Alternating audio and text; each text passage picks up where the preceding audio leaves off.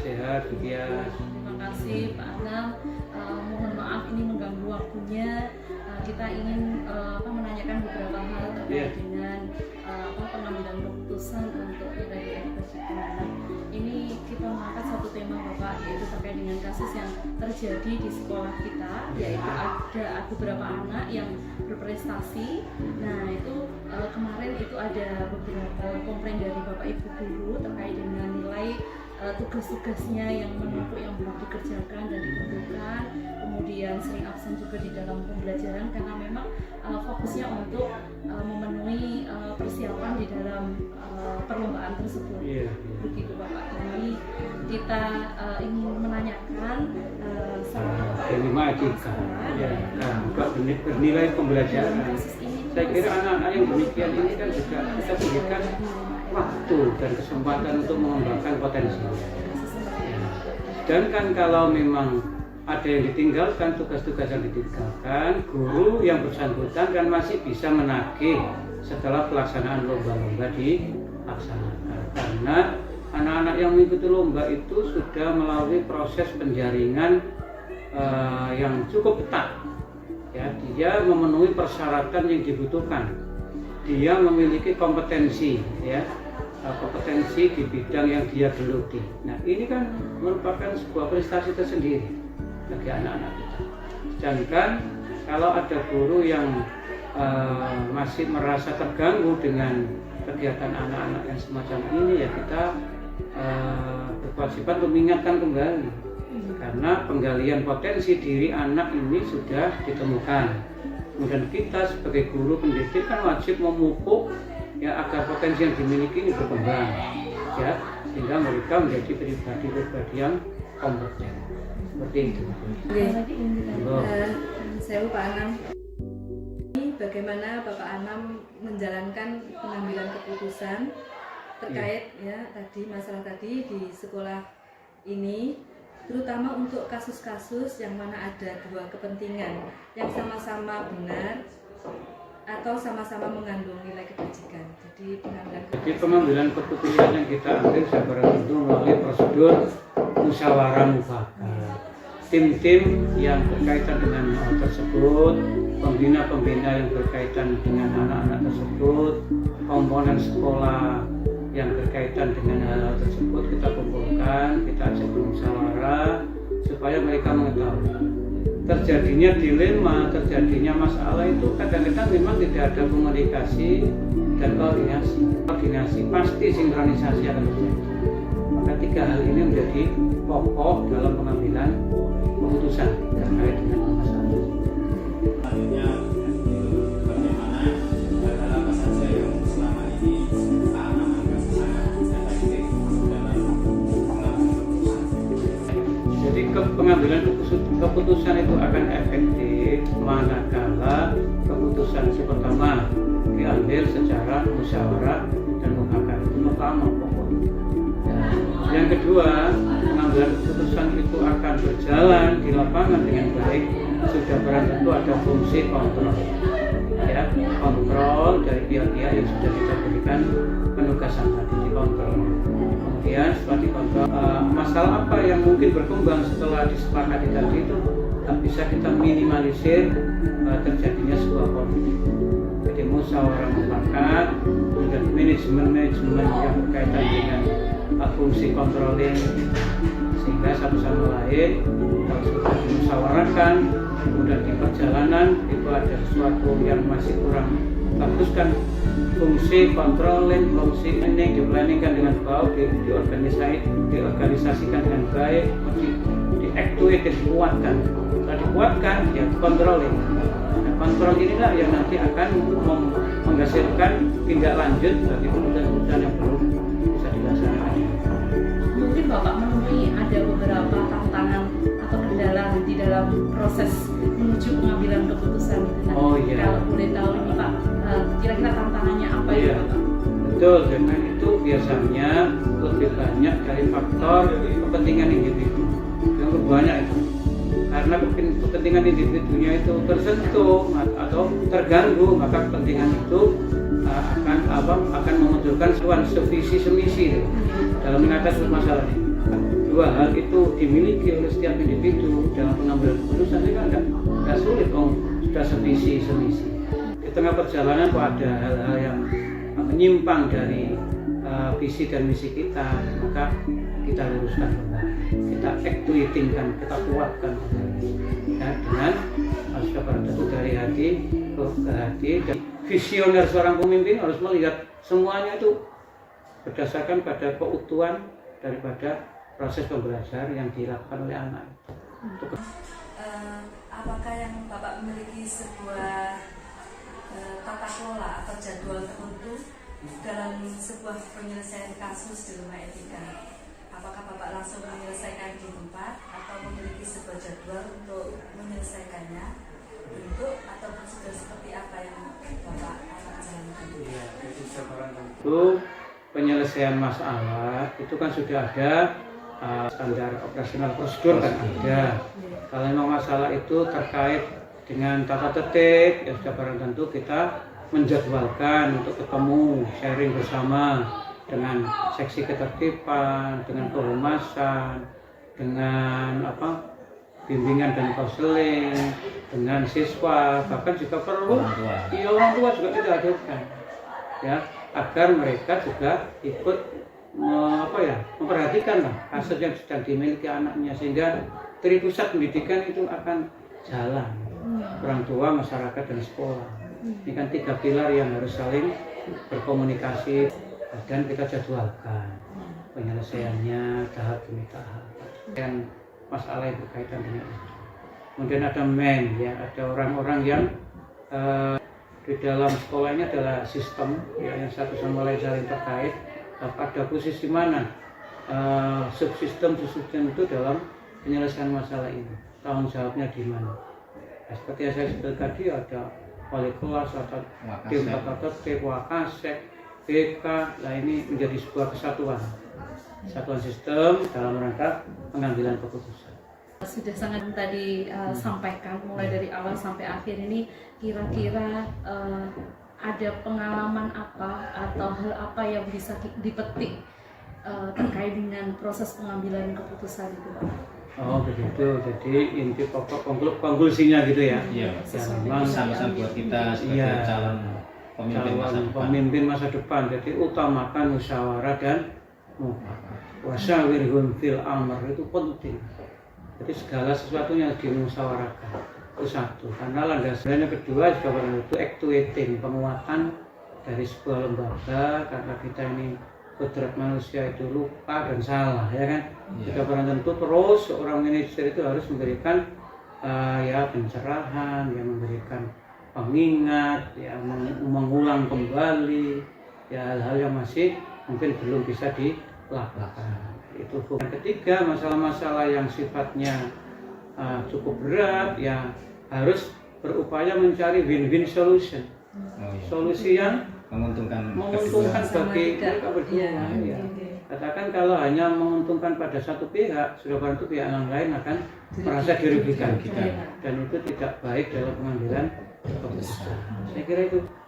Bu Tias, Bu Mahfira, Pak Malik, selamat, mudah-mudahan menjadi sosok pimpinan masa depan yang handal, ya, yang amanah, yang bertanggung jawab, jadi tidak hanya memiliki kompetensi dalam bidangnya, tapi juga kita ini di forum pendidik ini juga harus memiliki etos kerja dan lain sebagainya. Saya doakan semoga dengan sukses. Amin. Waktunya. Terima kasih hari ini Pak Anam sudah bersedia kami wawancarai. Semoga segala Pak Anam ini dapat menginspirasi kami bertiga, kelak akan bermanfaat sebagai pemimpin. Betul. Makasih Pak Anam. Amin. Wassalamualaikum warahmatullahi wabarakatuh. Waalaikumsalam warahmatullahi wabarakatuh. Mari Pak.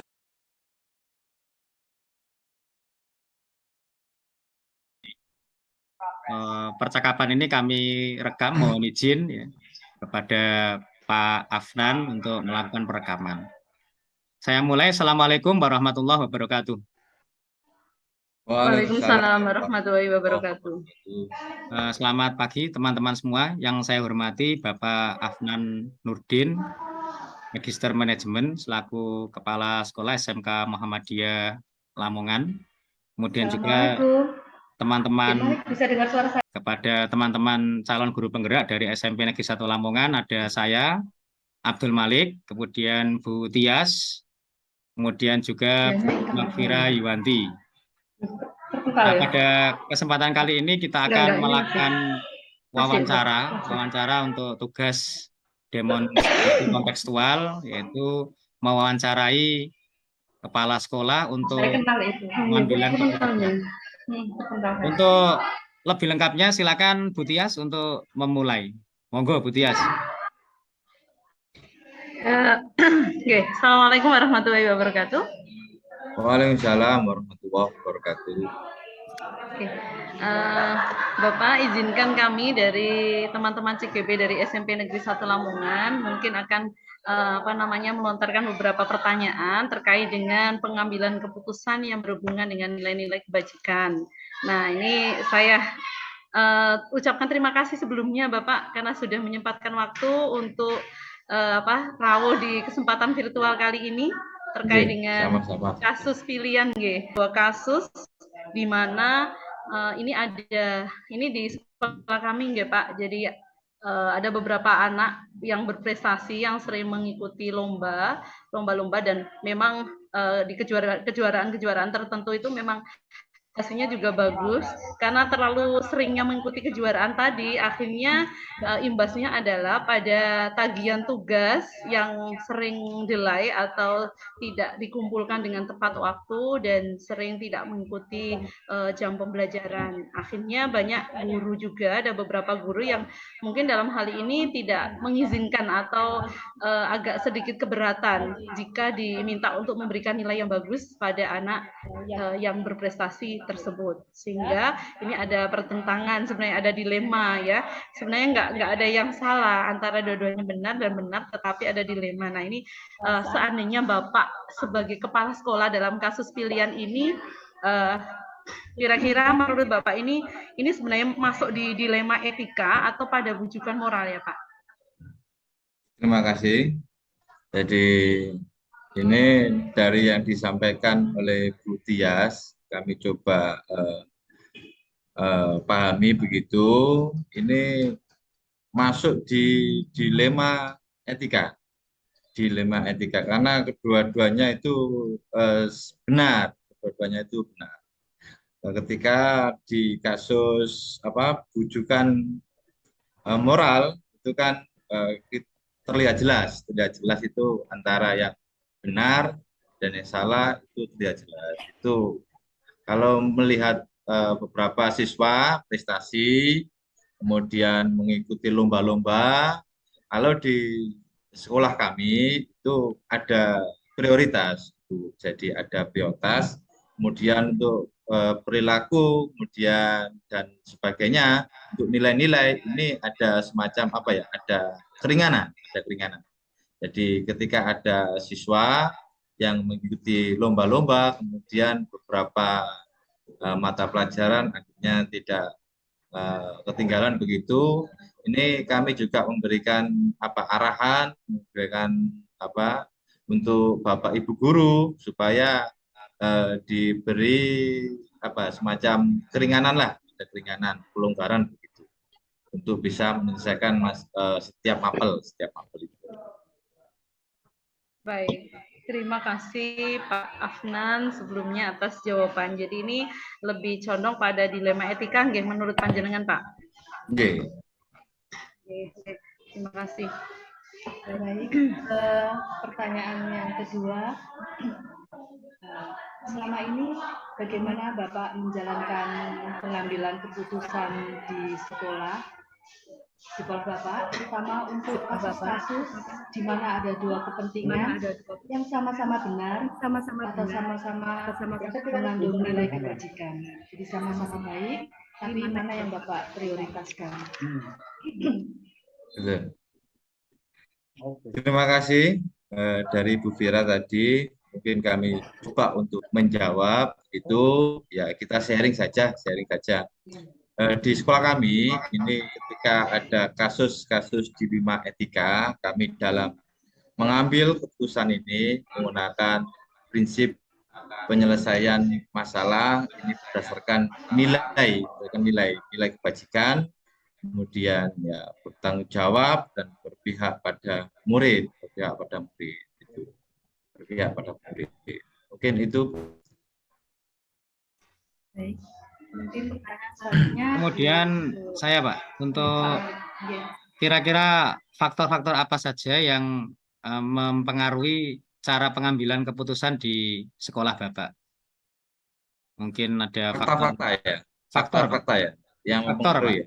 Faktor, Faktor Pak, faktor-faktornya. misalkan faktor nilai atau agama atau yang lain ya, karena ini sekolah yayasan dan seterusnya. Kira-kira apa yang lebih diutamakan Pak untuk pengambilan keputusan? Jadi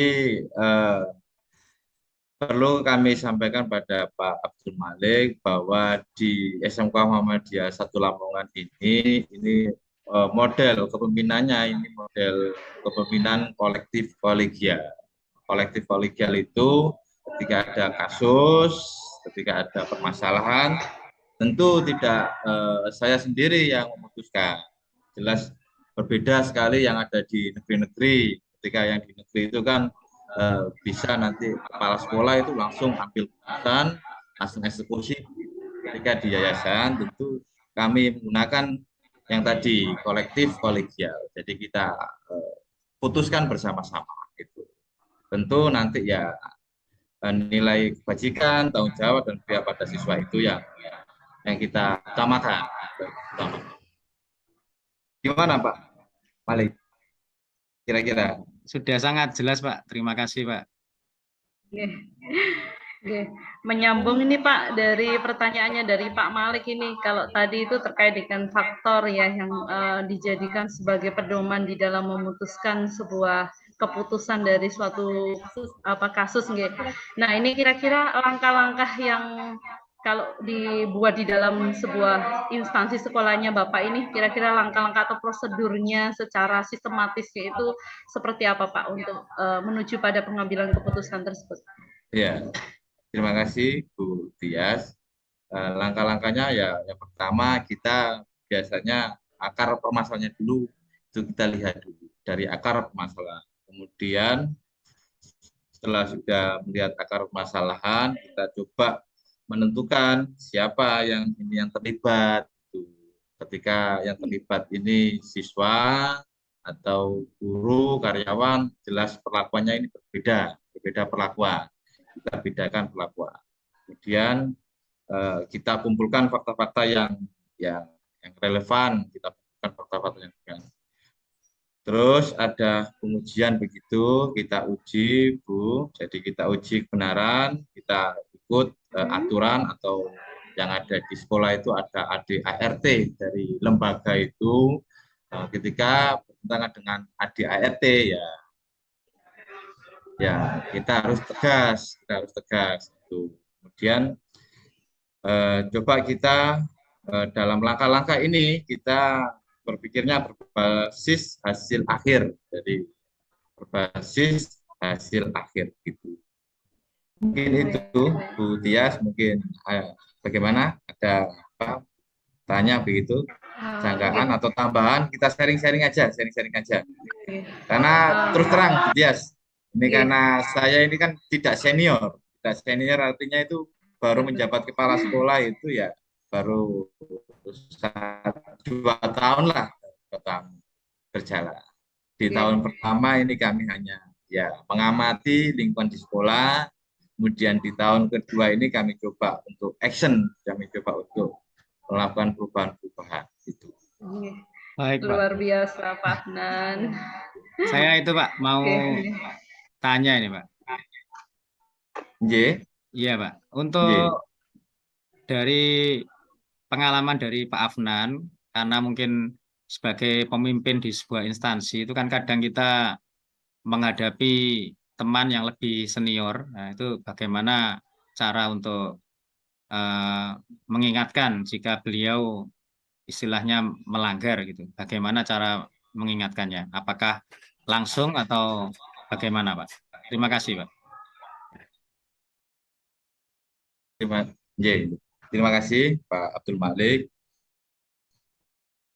ini yang kami coba itu kami menerapkan manajemen strategi dalam DM yang ada di SMK Muhammadiyah 1 Lamongan. Ketika yang senior itu yang melakukan dilema etik itu, maka nanti yang nindak itu ya yayasan, langsung pimpinan cabang begitu. Tentu ada tahap-tahapannya, tidak langsung cabang, tidak, artinya ada tahapan-tahapannya dulu. Dari komunikasi dulu, ketika dari komunikasi ini dirasa tetap tidak berubah, maka nanti ya kita sampaikan kepada cabang, yang nanti yang memberikan nasihat itu dari pimpinan cabang begitu. Karena ini sekolah lembaga begitu Pak Pandu. Baik Pak. Jelas Sangat kita komunikasi lah, iya, Pak. itu ketika tidak ada perubahan dan sebagainya, maka ya kita sampaikan pada cabang. Iya Pak, terima kasih Pak, sangat membantu sekali jawabannya. Sambung pertanyaannya nih, Bapak. Hal-hal apa saja yang ini Anda anggap efektif dalam pengambilan keputusan pada kasus-kasus dilema etik? Bisa diulang Bu Fira, kurang jelas. Hal-hal apa saja Bapak anggap efektif dalam pengambilan keputusan pada kasus-kasus dilema etika. Ya, terima kasih. Jadi hal-hal yang paling efektif ketika menangani kasus dilema etika ini, kami mencoba ini dari komunikasi. Ada kasus di lembaga kami ini begini, kasusnya itu guru, kebetulan dia juga masuk di guru penggerak begitu, kemudian di guru penggerak itu banyak Zoom dan sebagainya, banyak penugasan. Kemudian akhirnya jam mata pelajaran yang di kelas itu banyak yang kosong itu. Maka kami tentu untuk mengambil langkah yang efektif itu pertama kami komunikasikan kepada guru yang bersangkutan, kita coba komunikasi begitu. Ketika tidak bisa mengajar di kelas itu ya bisa nanti ada Bapak Ibu guru yang lain yang menginfal begitu, atau betul jam pelajaran itu diberikan kepada yang lainnya, artinya bisa diinfal ke guru yang lainnya. Ketika Bapak Ibu yang meninggalkan kelas tersebut masih bisa mengganti di lain waktu atau di hari, itu ya masih kami toleransi begitu. Misalnya jam kosong di hari Senin, kemudian bersedia mengganti di hari Selasa, tapi sepulang sekolah yang penting siswa itu terpenuhi kebutuhan belajarnya. Jadi sama-sama dilakukan, tapi mana yang lebih kita prioritaskan itu ya Pak ya. Kewajiban guru memang utamanya adalah mengajar siswa. Terima kasih Pak. Monggo lanjut. Itu Pak, pesan terakhir Pak. Terakhir untuk kita bertiga Pak, jika nanti seandainya kita menjadi kepala sekolah itu bagaimana Pak? Pesan dari Bapak untuk tips-tipsnya itu bagaimana Pak? Iya, terima kasih Pak Abdul Malik.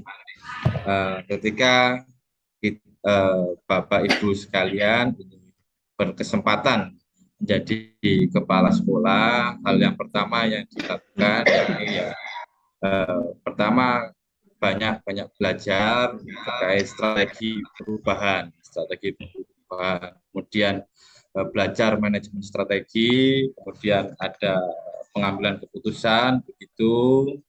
Itu tentu kita ketika menjadi kepala sekolah itu kan sebuah amanah. Ketika kita menjalankan amanah itu dengan baik, kemudian ya kembalinya nanti kepada kita dan lembaga. Kalau kita nanti menjabat atau menjadi kepala sekolah, kemudian hanya mengedepankan visi tujuan individu kita, ya jelas kembalinya nanti ya kepada kita dan lembaga nanti jelas tidak maksimal gitu. Lebih kepada kepentingan atau ketika mengambil keputusan itu kepentingan umum, tidak bersifat individu begitu. Kemudian ketika mengambil keputusan, ya kita jelas bagaimana caranya harus mengambil keputusan itu secara arif dan bijaksana, tentu dengan musyawarah begitu. Kami dalam menjadi kepala sekolah, Pak Malik dan ibu-ibu sekalian, ini kan kita tidak bekerja sendiri begitu. Setiap pekerjaan itu mesti kami melibatkan tim. Nah, itu yang penting adalah tim. Ketika Bapak Ibu sekalian bisa membuat tim, maka insya Allah nanti ya bisa itu pekerjaan apapun bisa terselesaikan. Sebenarnya mudah kok kepala sekolah, tinggal bagaimana cara menggerakkan timnya itu. Kalau timnya itu sudah bergerak semuanya, ya tinggal duduk, tanda tangan gitu. Tantangannya susah itu kan ketika tim yang sudah kita bentuk itu kan dua Tim yang solid dan handal ya Pak ya, mungkin yang dimaksud itu.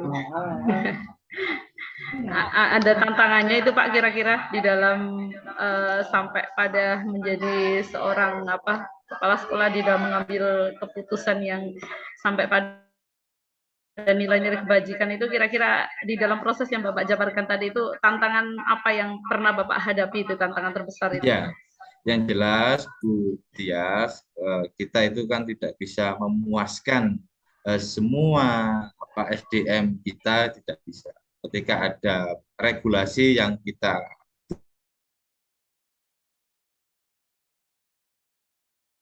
jadi korban, termasuk kepala sekolah juga jadi korban.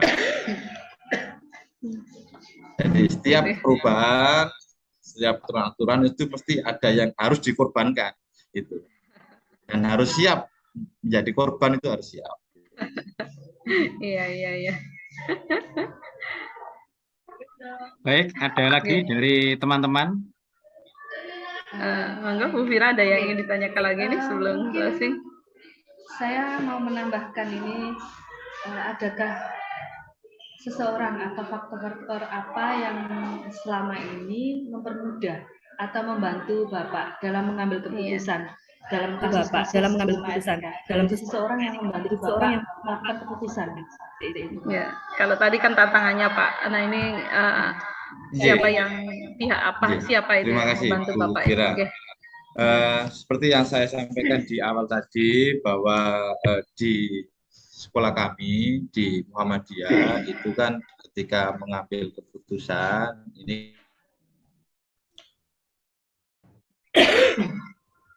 Halo Bapak. ya mohon maaf Enggak apa-apa, memang kendalanya kalau virtual nih. Ya, saya lanjutkan tadi. Jadi ketika ada sebuah kasus, ada sebuah masalah di sekolah kami, ini tentu kami tidak memutuskan sendiri, karena di kami ini kita coba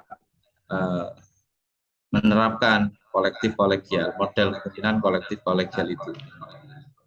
Internya enggak nyambung ya? Tidak stabil ini. Sudah Pak, sudah Jelas, Sampun. suaranya Sudah jelas.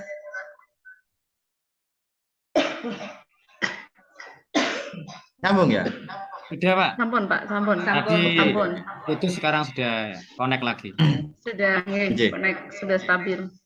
Terkait yang tanyakan oleh Bu Fira, ada pihak-pihak yang terkait dalam membantu kami menyelesaikan kasus itu. Ya, yang jelas ada Bu Fira, yang jelas dari pimpinan, Bu. Dari pimpinan itu ada pembina, itu di SMK Muhammadiyah itu pembinanya Pak Ji Masram, Dr. Masram.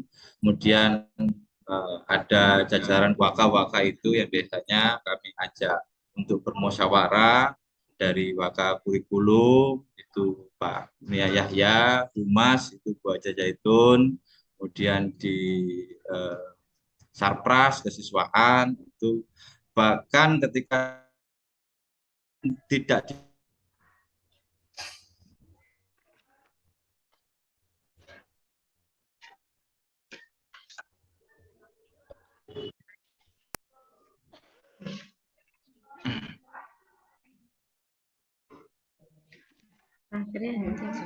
itu tadi yang kami sampaikan Bu Fira, jadi personil yang kami Insyaallah sampun jelas. begitu. Ini mungkin penutup Pak Ge. Saya satu hal yang masih penasaran nih Pak, yang ingin tahu. Saya mewakili teman-teman juga ini, kira-kira dari semua hal yang telah Bapak sampaikan tadi, adakah pembelajaran nih Pak, pembelajaran apa yang bisa dipetik pada saat Pak Afnan selaku kepala sekolah dalam memutuskan sebuah dilema etika? Itu kira-kira ada pembelajaran apa yang bisa diambil dan mungkin bisa menjadikan pembelajaran juga bagi kita mungkin ya dalam memutuskan sebuah dilema etika seperti itu Pak. Bu Tias, terima kasih. Jadi pembelajaran yang bisa kita petik dari kita dalam mengambil keputusan pada kasus dilema etika ini, ya yang saya sampaikan tadi, ya yang jelas nanti mesti ada korban, Bu.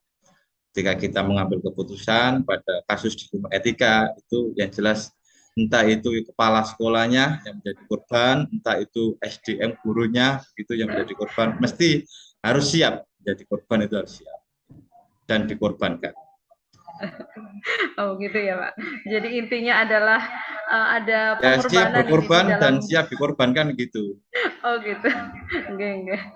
Ada pengorbanan di dalam sebuah pengambilan keputusan dilema etika ya intinya ya kalau saya tarik ya. Enggak Bapak. Terima kasih banyak nih atas penjelasan dan waktunya. Terima kasih atas kesempatannya untuk kami bertanya, Terakhir Pak, foto bersama Pak. Oh gitu. Oke. Saya hitung Pak ya. 1, 2, 3. Oke, sudah. Terima kasih Pak. Oke, sami-sami. Saya mohon maaf. Terima kasih yang banyak. Assalamualaikum warahmatullahi wabarakatuh. Waalaikumsalam warahmatullahi wabarakatuh. Oke Pak, monggo bisa live dari meetingnya Pak. Oke. Terima kasih Pak Malik, Bu Tias dan Bu Fira. Mohon maaf mungkin kalau belum puas dari pertanyaan-pertanyaan tadi. Kami yang makasih Pak. Sudah sangat jelas. Terima kasih banyak atas waktunya dan ngapunten mengganggu. Waalaikumsalam.